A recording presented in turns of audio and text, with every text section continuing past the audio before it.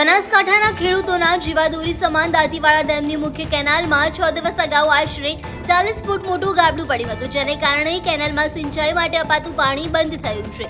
ત્યારે દાંતીવાડા ડેમ આધારિત સિંચાઈનું પાણી બંધ થતાં કેનાલ આધારિત ખેતી કરતા બનાસકાંઠા અને પાટણ જિલ્લાના ખેડૂતોની હાલત કફોડી બની ગઈ છે। ગઢ વિસ્તારમાં કેનાલથી મળતા પાણીના પગલે ખેડૂતોએ મોટે પ્રમાણમાં રવિ પાકનું વાવેતર કર્યું છે, જેમાં હાલમાં ઘઉં, એરંડા, ઘાસચારો સહિતના પાકો તૈયાર થયા છે।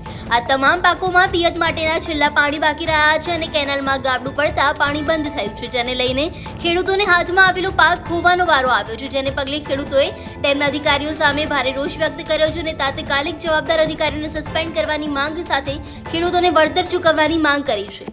હવે આને દાણો થતો હતો અને દાણા થવાના ટાઈમે પાણીની ટાઈમે જ આ કેનાલ તૂટી ગઈ, એટલે તૂટી ગઈ તો આ અધિકારીઓ એટલી ખબર નહીં રાખતા હોય। 6 મહિના બેઠા બેઠા પગાર ખાય છે અને 6 મહિના પાણી આપે છે, તો ડેમની નજીકમાં ગાબડું પડ્યું છે, તો આ લોકો હું પૂછું કે સરકાર આ લોકોને કઈ રીતનો પગાર।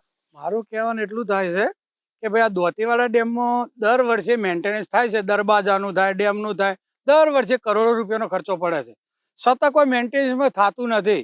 હવે કાલ તો આ તો ઠીક છે, ગાબડું પડ્યું મોટું, કાલ ડેમને કોઈક થાય તો અમારે તો જીવાદોરી સમાન ડેમ છે, તો ભાઈ અમારું શું, ખેડૂતોનું શું?